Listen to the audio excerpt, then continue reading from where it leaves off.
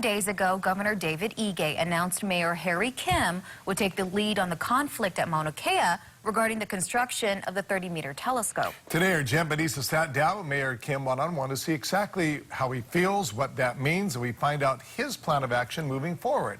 Jen joins us now live from Hilo with the latest tonight. Jen. Mayor Kim has been the official liaison between those who are in favor of TMT and the Kia'i on Mauna Kea for roughly 48 hours. When I sat down with him this afternoon, he was very candid about wanting to find a positive resolution to the conflict and made it very clear that he has no authority to stop the 30-meter telescope from being built on Mauna Kea. Mayor Harry Kim's plan moving forward is to bring together other prominent Native Hawaiians in the community to engage in the conversation. He tells me that could help foster more ideas and a positive step in the right direction to resolve the issues that he feels have been simmering for some time. TMT has become the catalyst. What I saw coming is what is here today. Confrontation, a polarization, and a growing one.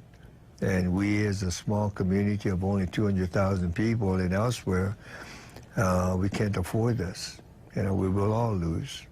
What I'm trying to do is see if we can find a better way, as that says, to getting where I think we can go.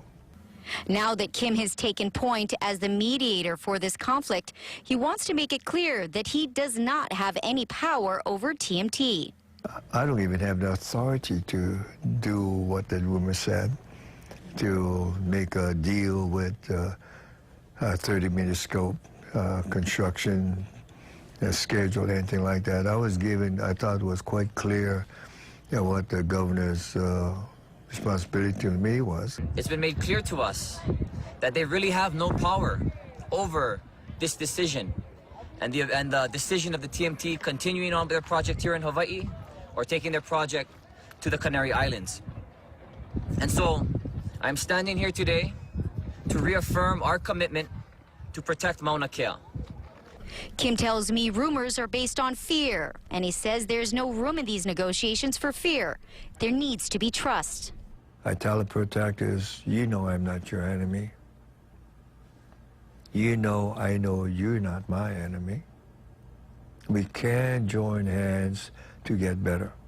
Though much of the focus has been on what is happening on Mauna Kea, Kim wants everyone to remember that not everyone is against the 30-meter telescope, and it's his job to think of what's best for all.